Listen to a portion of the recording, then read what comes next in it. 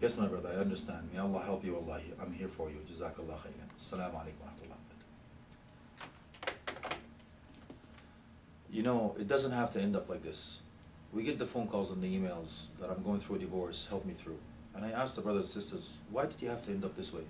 How did you choose your spouse? But we did talk about that in details, and we will go into more details, inshallah. However, if you get to this point, how do you handle it? What do you do? You ask yourself questions. Did you ask yourself the 5 whys? Why did I get here? Did you look at the root cause analysis? What did you do to prevent this, akhi and ukhti? Did you go through the process of Quran and the Sunnah?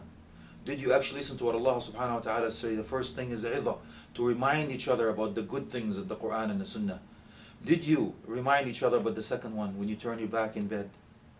Did you go through this third step about the discipline in the proper way, in the legal way, in the lawful way, inshallah?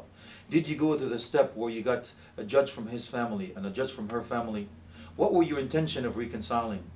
What were you thinking of? What does it really take to get you here, akhi and ukhti?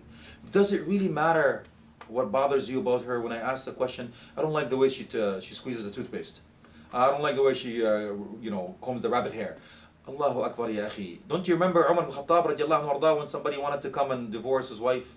And this is why he said, I don't love her anymore. He slapped him upside the head. You know Umar radiallahu anhu.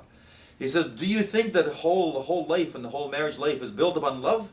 There's a lot more to it, akhi and ukhti. There is a message we have, is something, a much bigger goal, to raise our children, to have this righteous home, to be with Allah, Prophet Muhammad sallallahu alaihi wasallam, and see Allah subhanahu wa ta'ala on Judgment Day. We have to be patient and persevere.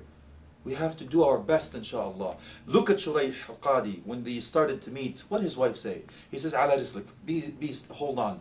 Tell me what you like, I will do. Tell me what you don't like, I won't do. A very simple fact.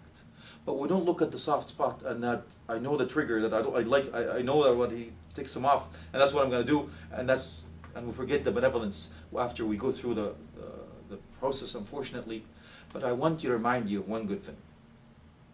Please understand that Islam allows divorce, but after exhausting all resources, everything as a last resort, we say, if the brother comes to me and the sister comes to me and says, listen, one of us is going to end up in the morgue or the hospital, and one of us is going to end up in prison, I say it's time. It's the lesser of both evils. But it doesn't have to be that way, akhi. Have your intention to please Allah subhanahu wa jalla fi ulah, and raise the banner. If you refuse but to disobey Allah in treating me, I will refuse but to obey Allah in treating you, inshallah. Repair between you and Allah subhanahu wa ta'ala. Allah will repair between you and your spouse, inshallah.